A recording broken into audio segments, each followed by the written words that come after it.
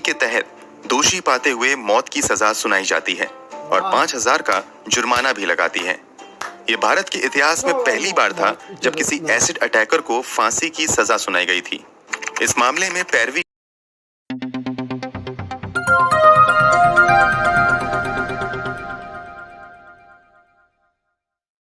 Hello guys, मेरा नाम अमित पांडे और आप अभी अपना एरिया चैनल में स्वागत है।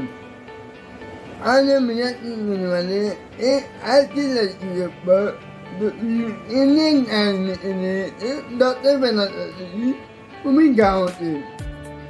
लेकिन वो लड़की को मुंबई पहुँचने से पहले ही उसकी कुछ घंटे के बाद मतलब इतना बड़ा हादसा हुआ कि आप लोग वो वीडियो देखने के बाद ऐसा मतलब ऐसे रोने लगोगे कि मैं बता नहीं सकता। तो आइए वीडियो में देखते कि वो लड़की के साथ क्या हुआ। तो चलिए शुरू करते हैं। लेकिन अगर आप सभी लोग हमारे चैनल पे नए हो तो चैनल को सब्सक्राइब कर लेना और बेल आइकन दबा देना। और हाँ, अगर आप सभी लोग हमारे फेसबुक पेज पे देख रहे हो तो फेसबुक पेज को लाइक करना मत भूलना। और हाँ, साइड में इंस्टाग्राम का पेज दिख रहा होगा तो उसको भी फॉलो जरूर कर लेना। तो आइए देखते हैं कि वो लड़की के साथ क्या हुआ। तो चलिए शुरू करते हैं।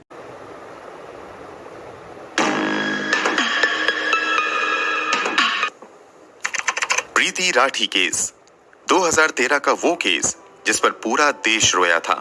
आपने अब तक हैवानियत की दर्जनों दास्तान सुनी होगी, लेकिन जो सच्ची कहानी आज आपको हम सुनाने जा रहे हैं उसे सुनकर आप भी सिहर जाएंगे, अपने आंसू नहीं रोक पाएंगे।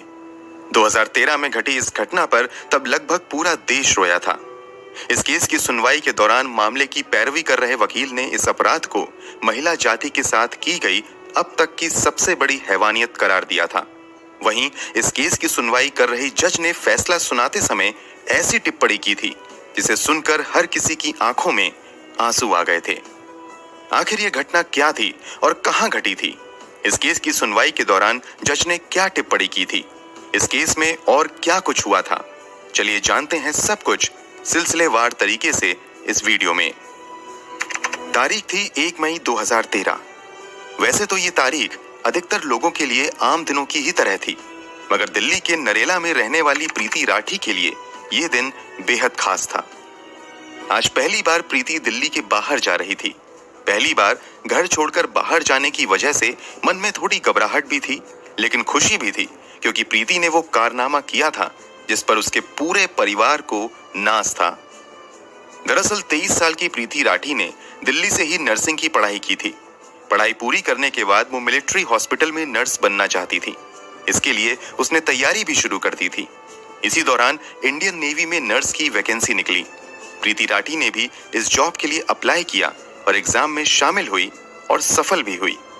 प्रीति नेवी में बतौर नर्सिंग ऑफिसर सिलेक्ट कर ली गई। अब सभी कागजी कार्यवाही पूरी हो चुकी थी और अब प्रीति को मुंबई के कोलाबा में स्थित नौसेना ऑफिस में रिपोर्ट करना था और उसे आईएनएस मुंबई में बतौर सेकंड लेफ्टिनेंट ड्यूटी ज्वाइन करनी थी। इसी वजह से प्रीति मुंबई जा रही थी।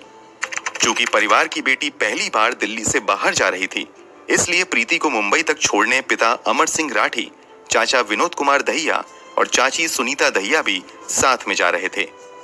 इन सभी को गरीब रथ एक्सप्रेस से मुंबई के बांद्रा स्टेशन पर पहुंचना था। तय समय पर 1 मई 2013 को ट्रेन दिल्ली के निजामुद्दीन स्टेशन पर आकर रुक जाती है। ट्रेन रुकते ही प्रीति अपने परिवार वालों के साथ जल्दी से ट्रेन में सवार हो जाती हैं और सभी अपनी अपनी सीट पर बैठ जाते हैं और ट्रेन अपनी मंजिल की तरफ बढ़ चलती है।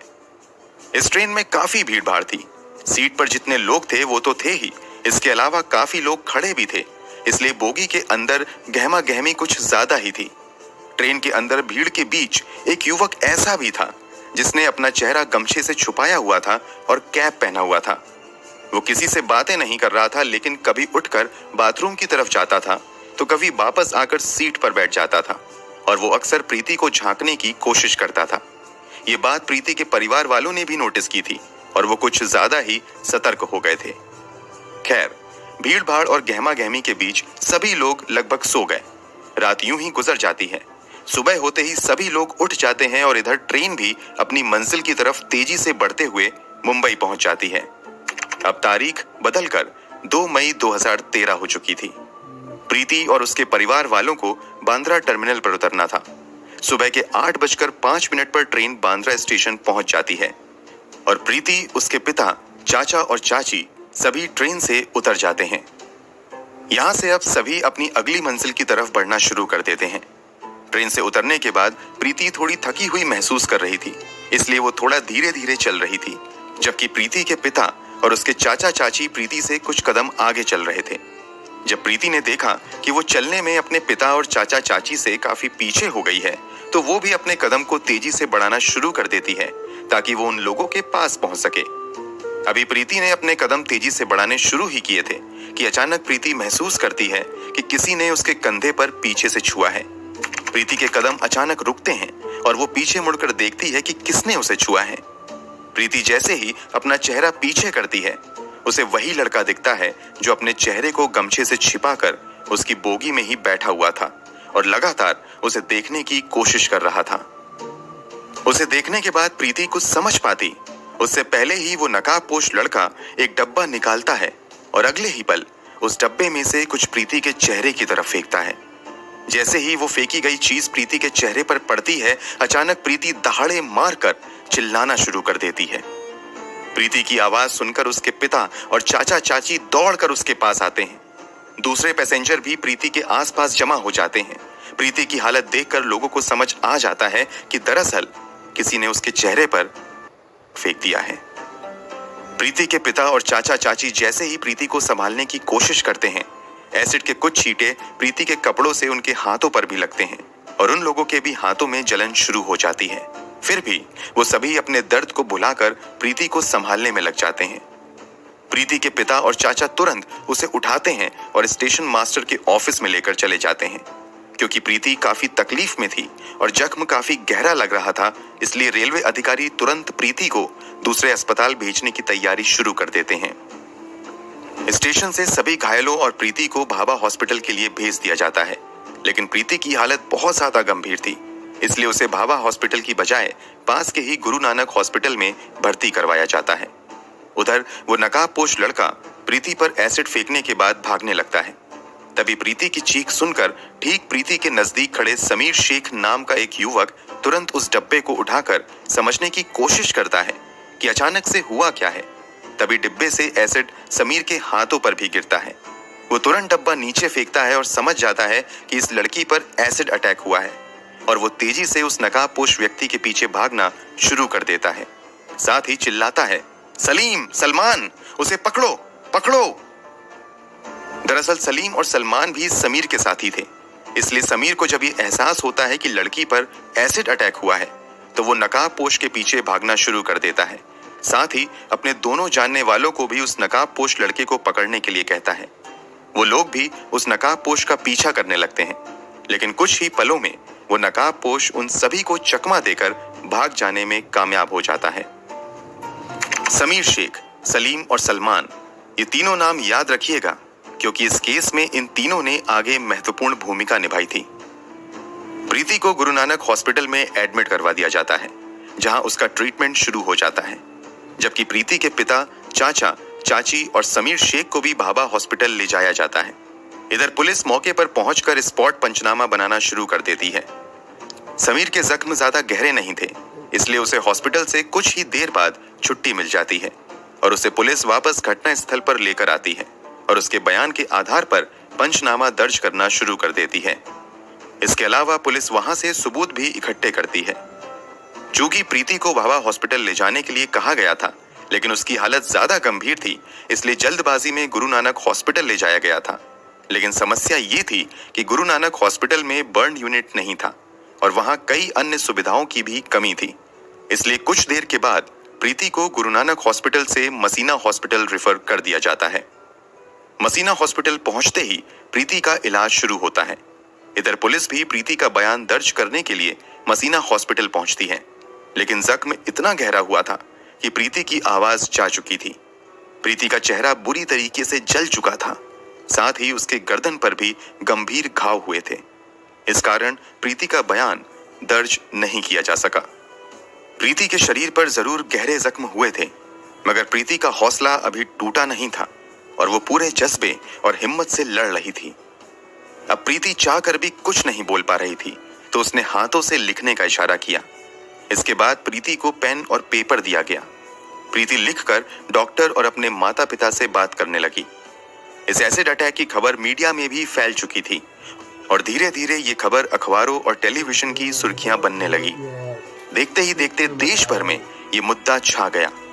लोग इस एसिड अटैक के खिलाफ सड़कों पर उतरने शुरू हो गए और देश के कई हिस्सों में विरोध प्रदर्शन किया गया और जल्द से जल्द प्रीति के गुनहगारों को गिरफ्तार करके सजा देने की मांग शुरू की गई। पुलिस पर भी भारी दबाव था कि वो तुरंत अपराधी को गिरफ्तार करे, लेकिन समस्या ये थी कि अपराधी का कहीं से कोई क्लू नहीं मिल रहा था।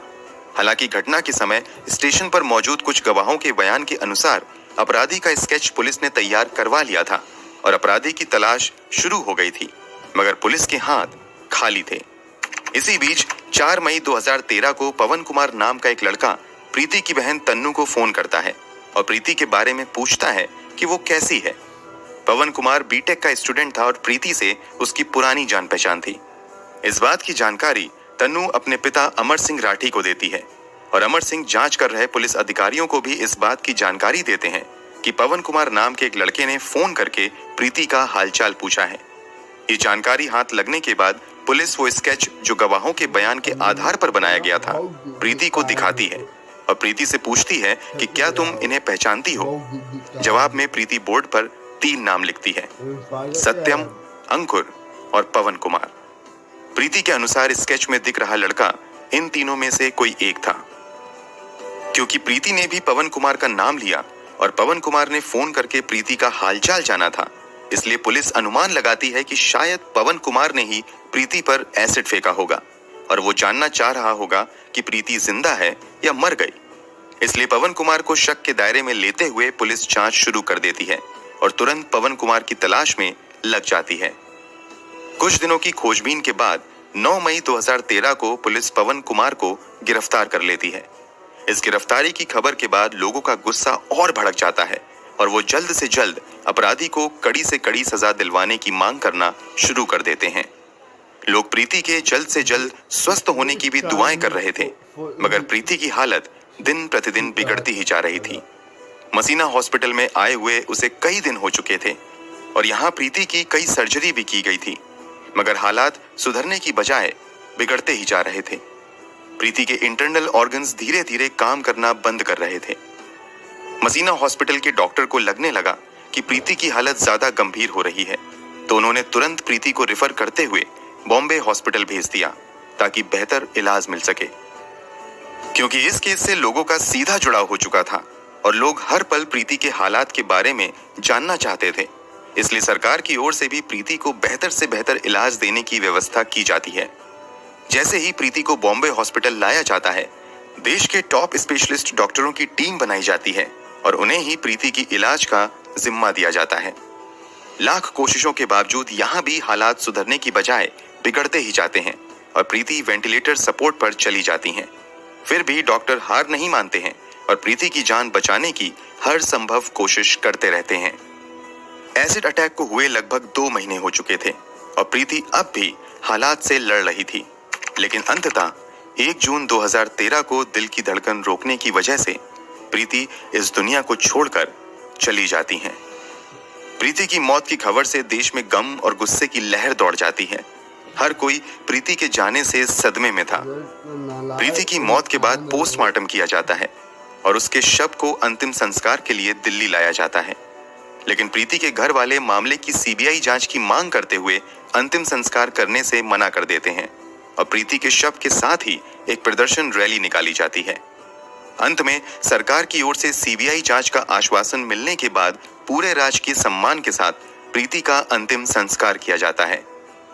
प्रीति की मौत और अंतिम संस्कार के बाद हर किसी की एक ही मांग थी कि जल्द से जल्द प्रीति के कातिलों को कड़ी से कड़ी सजा दिलवाई जाए।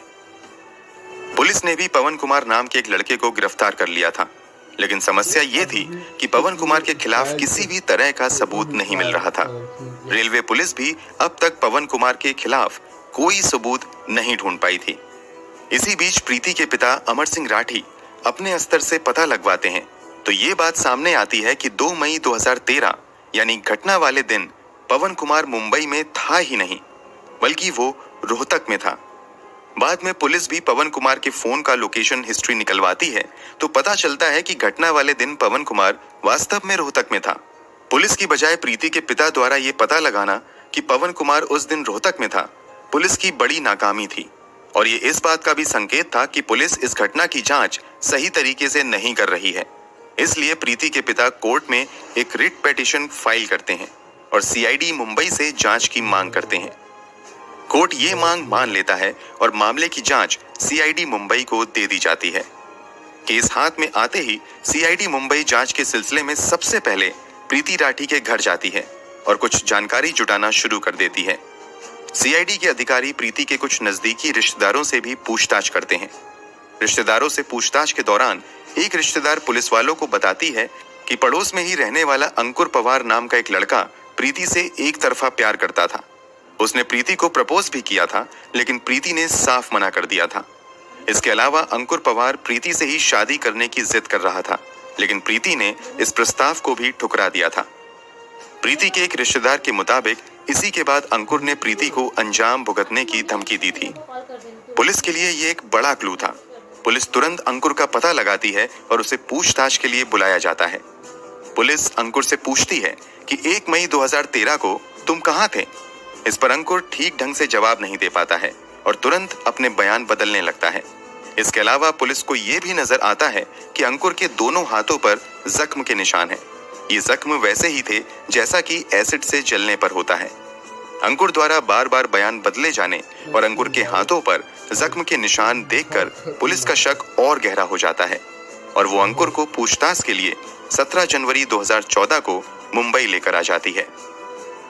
मुंबई लाकर उससे कुछ और पूछताछ की जाती है और कुछ ही समय की पूछताछ में ये साफ हो जाता है कि एसिड फेंकने वाला व्यक्ति कोई और नहीं बल्कि यही अंकुर पवार था। पुलिस तुरंत अंकुर को गिरफ्तार कर लेती है और उसके मेडिकल एग्जामिनेशन के लिए जेजे हॉस्पिटल भेज देती है। हॉस्पिटल से आने के बाद पुलिस अंकुर से पूछताछ शुरू करती है। पूछताछ में अंकुर बताता भी है कि दरअसल वो प्रीति को पसंद करता था और उससे ही शादी करना चाहता था, लेकिन प्रीति ने मना कर दिया था। इसी से वो काफी चिढ़ा हुआ था। इधर प्रीति ने इंडियन नेवी में भी नौकरी हासिल कर ली थी, जबकि अंकुर बेरोजगार बैठा हुआ था। इस कारण अंकुर के घर वाले उसे ताना देने लगे थे। इससे भी अंकुर को प्रीति से काफी जलन होने लगी थी। इसी के बाद अंकुर ने तय कर लिया था कि वो प्रीति को सबक सिखाएगा। प्रीति ने नेवी में नौकरी हासिल की है, इस बात की जानकारी आसपास के लोगों को भी लग चुकी थी और लोग ये भी जान चुके थे कि 1 मई को प्रीति मुंबई जाएगी। अंकुर को भी इस बात की जानकारी हो चुकी थी, इसीलिए वो ट्रेन में सवार हुआ था। अंकुर ट्रेन के अंदर ही प्रीति पर एसिड फेंकना चाहता था, लेकिन ट्रेन के अंदर भीड़ काफी ज्यादा थी और ऊपर से अंकुर लगातार ट्रेन में प्रीति को घूर रहा था। इस कारण उसके माता पिता कुछ ज्यादा ही सतर्क हो गए थे, इसलिए ट्रेन के अंदर अंकुर को प्रीति के ऊपर एसिड फेंकने का मौका ही नहीं मिल पाया। वैसे सुबह के 4 बजे अंकुर ट्रेन की टॉयलेट के पास भी जाकर खड़ा हुआ था कि अब अगर प्रीति यहाँ आए तो वो यहीं पर एसिड फेंक देगा, लेकिन प्रीति वहां नहीं आई, इसलिए अंकुर का प्लान यहाँ पर भी फेल हो गया। आखिरी में जब प्रीति ट्रेन से उतरती है तब अंकुर उस पर एसिड फेंकता है। अंकुर ने जरूर अपना गुनाह कबूल कर लिया था, लेकिन पुलिस के सामने सबूत जुटाने की बड़ी चुनौती थी, इसलिए पुलिस अंकुर पवार के खिलाफ सबूत जुटाने में लग जाती है। सबसे पहले ये पता लगाने की कोशिश की जाती है कि आखिर अंकुर को एसिड दिया किसने था। जांच पड़ताल के दौरान खुलासा होता है कि अंकुर ने मुकेश भार्गव नाम के एक दुकानदार से ये कहते हुए एसिड खरीदा था कि उसने अंकुर बैटरीज नाम से अपनी एक दुकान खोली है, इसलिए उसे एसिड चाहिए। अंकुर ने दुकानदार को कहा था कि वो बहुत ज्यादा एसिड खरीदेगा, लेकिन ज्यादा एसिड खरीदने से पहले वो सैंपल देखना चाहता है, इसलिए दुकानदार ने उसे बतौर सैंपल एक हॉर्लिक्स के डब्बे में लगभग 2 लीटर एसिड दे दिया था। सबूत और मजबूत होने के लिए अंकुर की फोन डिटेल निकलवाई जाती है तो पता चलता है कि 1 मई को अंकुर निजामुद्दीन स्टेशन पर था और फिर उसकी लोकेशन 2 मई की सुबह यानी घटना वाले दिन मुंबई के बांद्रा टर्मिनल पर थी। अब अंकुर की आइडेंटिटी कंफर्म करने के लिए पुलिस आई विटनेस के सामने आइडेंटिफिकेशन परेड करवाती है। आइडेंटिफिकेशन परेड के दौरान एक साथ कई लोगों को खड़ा किया जाता है, उसमें अंकुर भी शामिल होता है। उसके बाद उन लोगों को भी बुलाया जाता है जिन्होंने पहले गवाही दी थी कि हमने एसिड फेंकने वाले को देखा है। उन गवाहों में से समीर शेख, सलीम शेख और सलमान शेख अंकुर को देखते ही तुरंत पहचान लेते हैं और पुलिस वालों को बताते हैं कि ये वही लड़का है जो एसिड फेंकने के बाद भाग रहा था। दरअसल जब अंकुर एसिड फेंक कर जैसे ही पीछे मुड़ा था तो उसके चेहरे से वो गमछा हट गया था।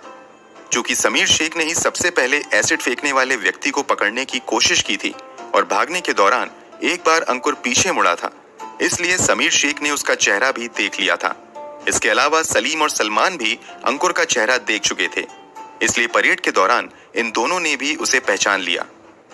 परेड के दौरान समीर इस बात की भी पुष्टि करता है कि पुलिस ने जो डब्बा घटना स्थल से बरामद किया था वही डब्बा उसने अंकुर के हाथ में भी देखा था। इन तीनों के अलावा पवन मालवीय नाम का भी एक व्यक्ति अंकुर की पहचान करता है। इसके अलावा एक और व्यक्ति परेड के दौरान अंकुर की पहचान करता है और इस बात की गवाही देता है कि अंकुर उस रात ट्रेन में मौजूद था, क्योंकि लगभग 4 बजे उन्होंने अंकुर को टॉयलेट के पास खड़े देखा था।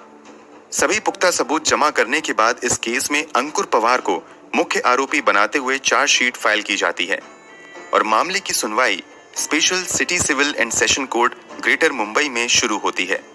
ये जानकर आपका खून खौल जाएगा कि जब अंकुर को सुनवाई के लिए कोर्ट में लाया जाता है तो वो अक्सर मुस्कुराते हुए आता है।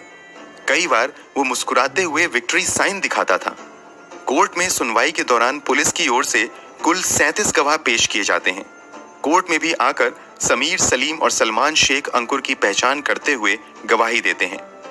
सभी सबूतों और गवाहों को देखने के बाद आखिरकार स्पेशल कोर्ट द्वारा प्रीति राठी के अपराधी अंकुर पवार को आईपीसी की धारा 302 और धारा 326 बी के तहत दोषी पाते हुए मौत की सजा सुनाई जाती है और 5,000 का जुर्माना भी लगाती है। ये भारत के इतिहास में पहली बार था जब किसी एसिड अटैकर को फांसी की सजा सुनाई गई थी। इस मामले में पैरवी कर रहे स्पेशल पब्लिक प्रोसिक्यूटर AM चिमलकर ने अंकुर की इस दरिंदगी को किसी भी महिला के खिलाफ की गई अब तक की सबसे बड़ी हैवानियत करार दिया था।